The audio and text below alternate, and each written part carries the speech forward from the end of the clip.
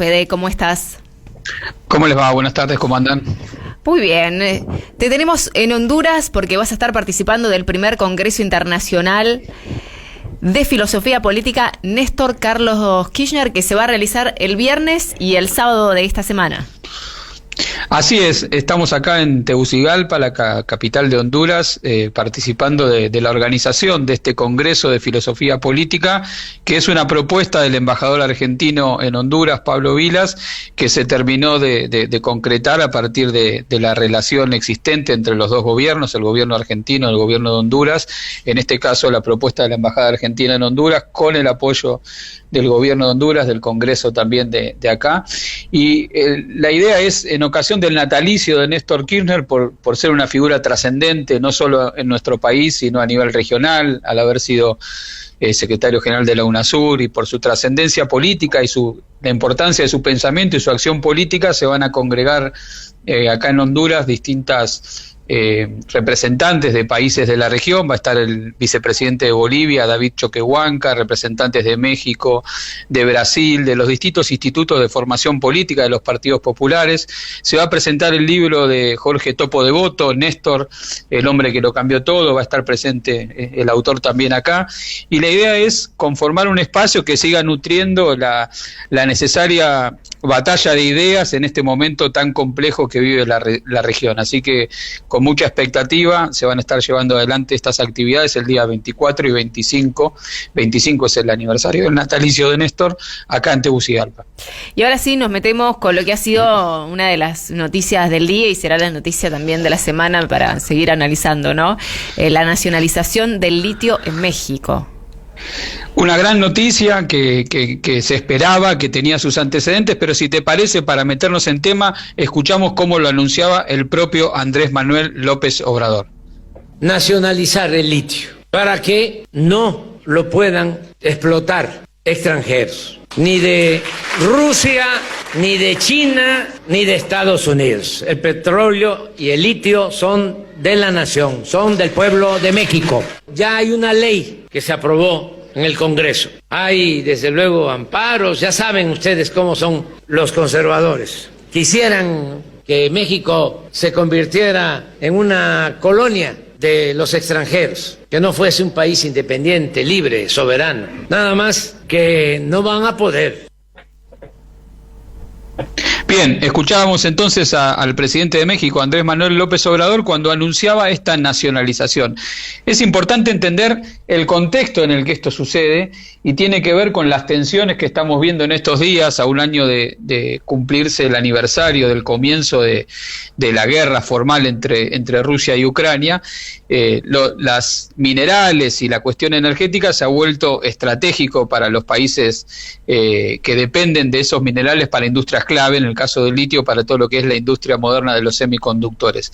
¿Cómo era la situación en México? En México ellos tienen una constitución heredada de la Revolución Mexicana, donde el petróleo, por ejemplo, sigue siendo potestad del Estado y es imposible que eso sea tercerizado, a pesar de que hubo gobiernos neoliberales que fueron intentando privatizar Pemex. Pero en el caso del litio no estaba explícitamente formulado si eso iba a poder ser objeto de una explotación privada o una explotación pública.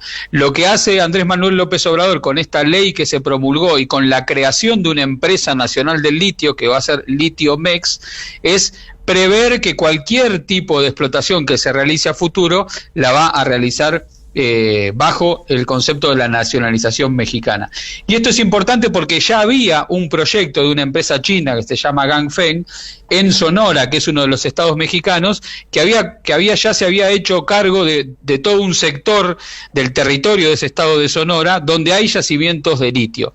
Los yacimientos de litio que tiene México, esta es una cuestión técnica, pero es importante entenderla, no son del mismo modo de los yacimientos que tenemos, por ejemplo, en Argentina o en Bolivia, que son bajo la forma de salares, sí, que se procesa el litio para extraerlo de ahí, sino que están en un barro que requiere todo un trabajo de procesamiento con otras características. La empresa china iba a comenzar ya ese proceso para ver el modo de extraerlo, y lo que hace Andrés Manuel López Obrador en un momento donde las tensiones geopolíticas entre China y Estados Unidos y Rusia cada vez son crecientes, es abrir el paraguas y sacar la pelota de la disputa en México entre las distintas potencias. Al nacionalizarlo, se vuelve el Estado mexicano un árbitro en esa disputa geopolítica, y por eso la importancia estratégica que tiene esta decisión.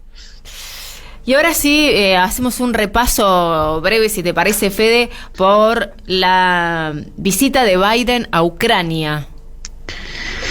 Sí, esta semana, como decíamos, vivimos un momento de alta tensión geopolítica, producto de que el 24 de febrero se va a cumplir un año de lo que fue el comienzo de lo que para Occidente es la invasión de Rusia a Ucrania, y desde el punto de vista ruso es el inicio de esta operación especial orientada a proteger a las poblaciones de las 4 regiones que eran, digamos, más cercanas a Rusia, cuando se produjo el cambio de gobierno en 2014, en lo que Rusia considera un golpe de Estado, que generó un conflicto larvado que terminó estallando hace un año.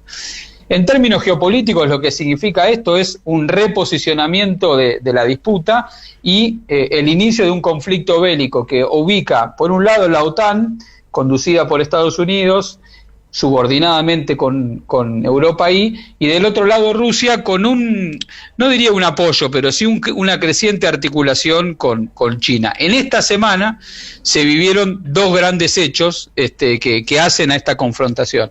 Por un lado, la presencia de Biden, nada más y nada menos que en Rusia.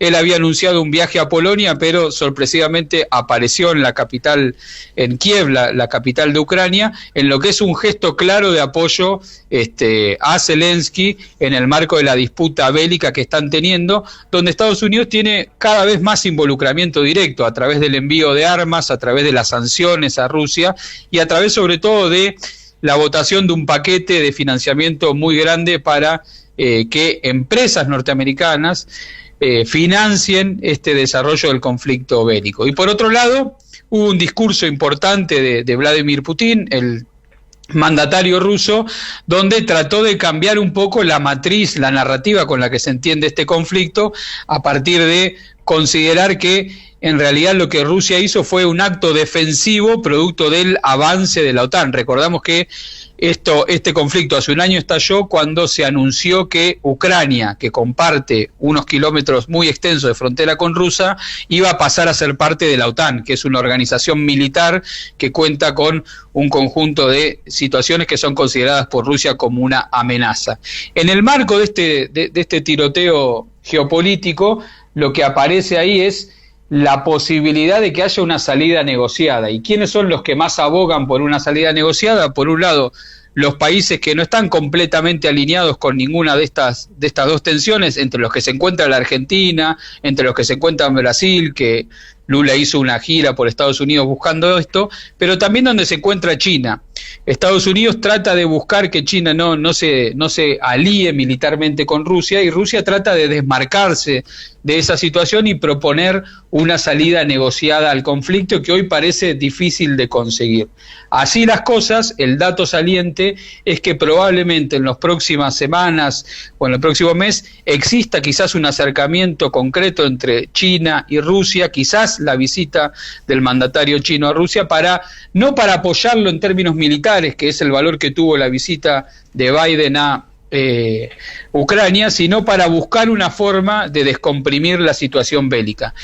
Por último, las consecuencias que está teniendo esta guerra en términos políticos es una creciente inestabilidad a nivel internacional, el realineamiento de los países de Europa, sobre todo atrás de la estrategia bélica norteamericana, y un fuerte impacto en las variables económicas que está trayendo, como vimos en la columna del fin de semana de Cuánto Cuento, inestabilidad para Europa y para los países del sur global, que nos trae distorsiones en los precios que, si son aprovechadas con inteligencia estratégica, podemos, obtener de eso ventajas estratégicas. Es el caso de lo que hizo Andrés Manuel López Obrador con el litio, pero si los países dependientes no tenemos las condiciones para que el Estado pueda regular, por ejemplo, los precios en aumento de la energía, por ejemplo, los precios en aumento de los alimentos, esto nos trae consecuencias como las que ha traído la Argentina. Fede, te agradecemos y que tengas una buena estadía ahí en Honduras, ¿no? Primera vez que visitas Honduras, ¿no?